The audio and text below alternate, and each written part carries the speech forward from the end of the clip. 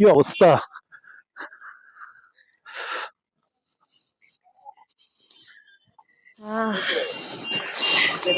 Wow, কি ঠান্ডা! Hanging bridge, আর বাবিন ওখানে যাচ্ছে।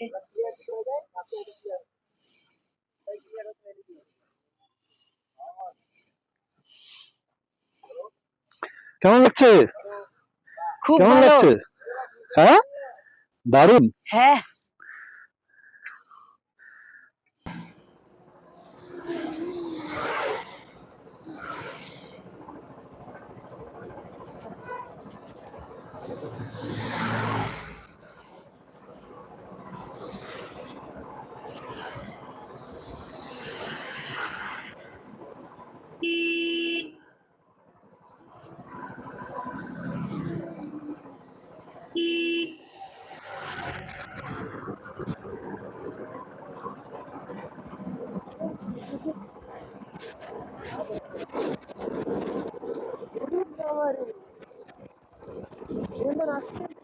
বলো।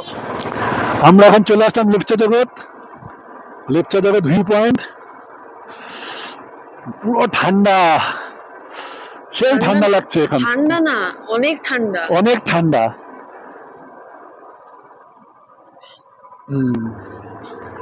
এখানে অনেক ছোট ছোট হোমস্টে আছে। এখানে একটু দাঁড়াবো, তারপর আবার চলে যাবো। এখন এখান থেকে ঘুম আর 5 থেকে 6 কিলোমিটার। তখন আমরা চলে আসলাম লেপচা জগতে। এই যে এখানে সব গ্রিন হোমস্টে আছে, অনেক হোমস্টে এখানে। বেথেল। আর চারিদিকের যা অবস্থা, ভিউ পয়েন্টে যাওয়াও যাবে না। জাস্ট এখানে একটু দাঁড়ালাম, খুব ঠান্ডা লাগছে।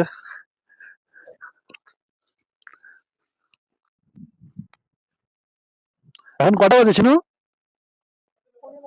5:45 বেজে গেল। এখন আমরা লেপচা জগতে।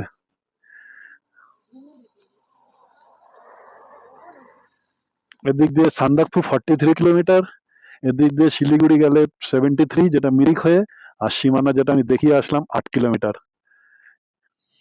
আর এদিকে হচ্ছে ঘুম হয়ে আমরা শিলিগুড়ি বেরিয়ে যাব। এটা হচ্ছে পার্কিং। এখানে অনেক হোমস্টে আছে। সবচেয়ে ভালো হোমস্টে এখানে যে পাখরিন, এইটা ওই যে ওইটা হচ্ছে হোমস্টে, খুব সুন্দর। কুয়াশার জন্য দেখা যাচ্ছে না। বাস এখানে 5-7 মিনিট দাঁড়িয়ে আমরা বেরিয়ে যাব। কিছু না, এখানে খাবি না অন্য জায়গায় খাবি? না তুই বল। এই যে আগের বার এখানে খেয়েছিলাম, মনে আছে?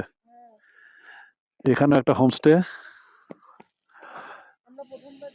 হালকা হালকা বৃষ্টিও